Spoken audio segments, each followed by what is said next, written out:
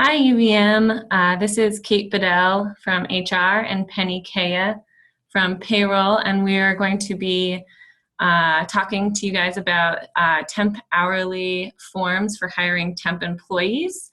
There will be another video regarding the temporary exempt and temp coaches and how to fill out those and hire those employees.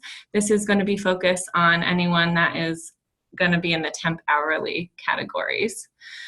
So as you can see by the web page here, we are on uvm.edu/HRS, and then we've clicked on this forms link right here. We're going to go down to temp hourly hire forms or temp employee hire forms, and it'll bring us to this temporary employee resources page. We are working on updating these pages, so it might look a little bit different as you go in here, but that temp employee resource should bring you to any of the forms that you're going to need to complete this. Right now, right at the top, we have this temp employee job codes and summary, and this is really where we're going to work from today, as it has a detailed description for each of the job codes we're going to discuss.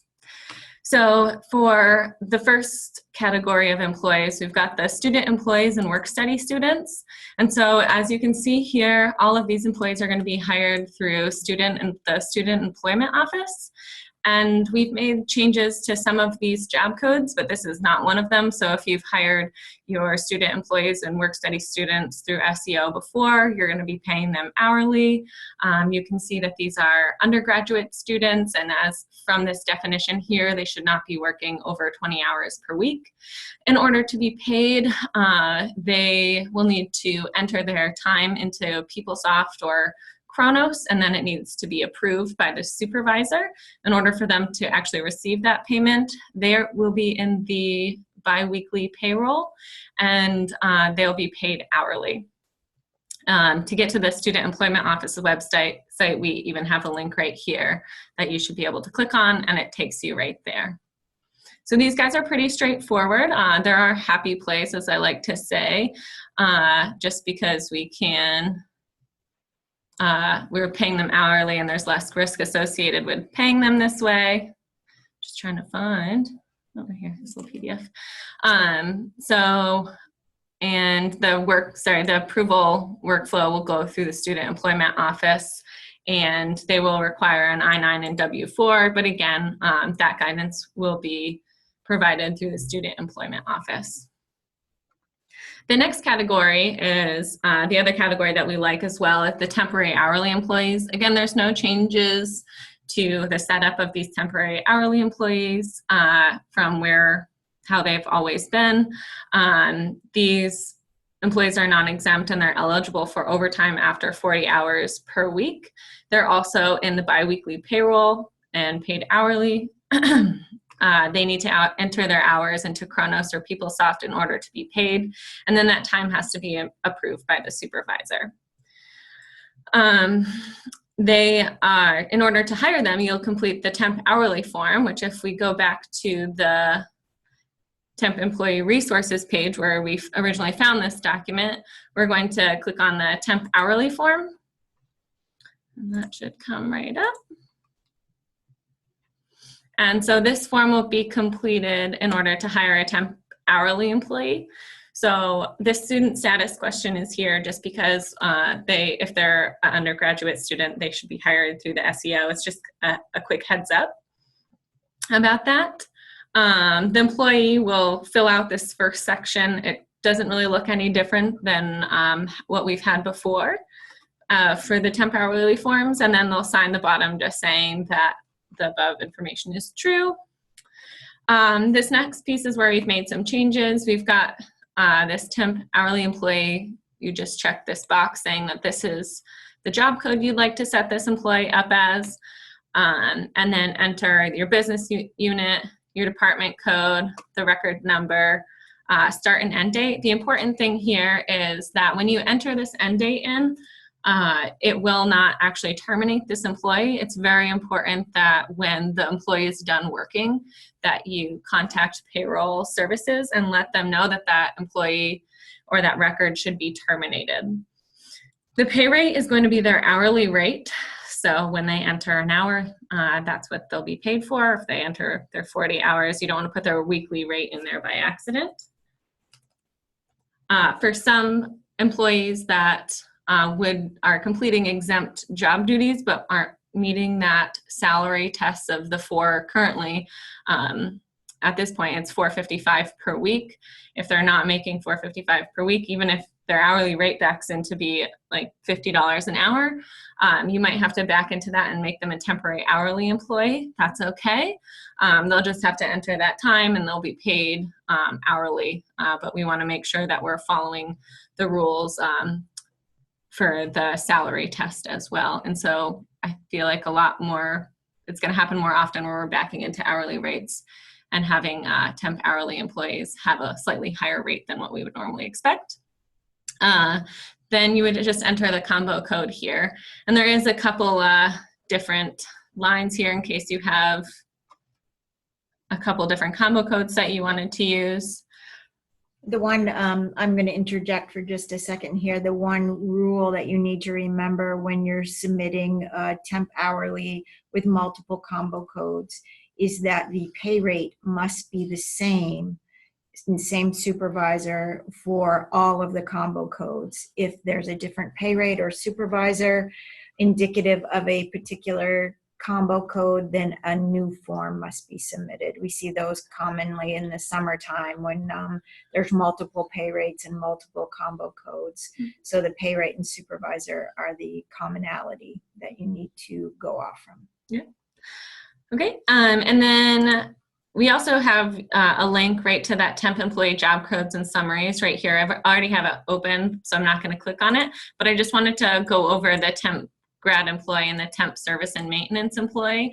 Underlying wise, their underlying setup is going to be the same as the temp hourly, and we can see that when we go to this, the temp hourly, or the temp job codes and summaries document. So the temp hourly service and maintenance, these are temp hourly employees that are completing tasks that would otherwise be covered by a United Election, covered by or being performed. I'll just read this part for you. Employees performing tasks that would otherwise be completed by an employee covered by the UE bargaining agreement, if it were a full-time long-term position. And again, then from there, they're non-exempt and therefore eligible for overtime, and these individuals need to enter their hours in order to be paid. They're paid on the biweekly. Pretty much every other piece of the setup will be the same as the temp hourly employees. However, this job code will assist us in reporting requirements for the UE. If you have any questions about is your temp a UE temp or not, then what you should do is reach out to your HR rep, and then if the HR rep isn't sure, they can reach out to their labor and employer relations professional that works with the UE, and right now that is Rodman. So then for the temp grad employee, so these are temporary employees that are enrolled as graduate students, and they have a GTA, GA, or GRA appointment that's less than 12 months. And most often this temp grad employee job code is going to be used for non-GTA, GRA assignments that occur between a grad assignment. So if they have an underlying graduate appointment that's 9 months, and then we're in the summertime and they're no longer in that grad appointment, they're maybe working to assist with some admin duties in the summer, doing summer work, then they would be set up as a temp grad employee. If they're the same thing for 10 and 11 months, it's happening during the break. There are some times when there's a little bit of overlap between this temp grad employee work and the underlying grad assignment, that's okay. This paperwork is going to be routed through the grad college in the approval workflow. So if they have any concerns about how you're setting them up or any questions, you guys can, they'll communicate with you at that time and iron that out. But it's okay, it's okay if there's a little bit of an overlap if the grad appointment is done on 5/31 and the temp grad employee assignment is starting, let's say, 5/15 for some reason. That's okay. And normally those overlaps will go through without a hitch. There's a lot of information here and examples that I encourage you to read through if this is your first time hiring a temp grad employee. This includes if you are hiring a grad student to do additional work during their appointment. So say it's a 9-month grad and you're hiring them to work at a booth during Springfest or something. It's on a UVM break, but technically it's still within their grad appointment. That work that's similar will be paid on an additional pay form. And again, underlying setup of this job code is going to be like the temp hourlies. They're paid biweekly and they have to enter their hours in order to receive compensation. The hours need to be approved by the supervisors. And the one difference here is that the form needs to be routed through the graduate college before it comes to HR and payroll. All right, so we're just going to go back to the form since we've kind of talked about the job codes now. So whatever job code you've decided this employee fits into, you're going to check that box. Maybe this person's a temp grad employee. For all of these job codes, we need an I-9 attached if they've had a break in service, a W-4 attached, and then a signed offer letter. And this signed offer letter is new. So I just wanted to take some time to point this out as well. We previously were not requiring this offer letter, but we do have some really great templates out there that are also new on this temporary employee resources page. And again, this page might look a little bit different. There might, because we're working on updating our website when you go here, but there will be a section with offer letter templates. And you'll just go ahead and click on this temp hourly offer letter template. And then we open it up. And you can see here that it just is called temp hourly, but it's really for anyone that would fill out the temp hourly form. It's pretty consistent. And all you would do is update the red information, the red highlighted information as it pertains to the position and to your area and to the employee.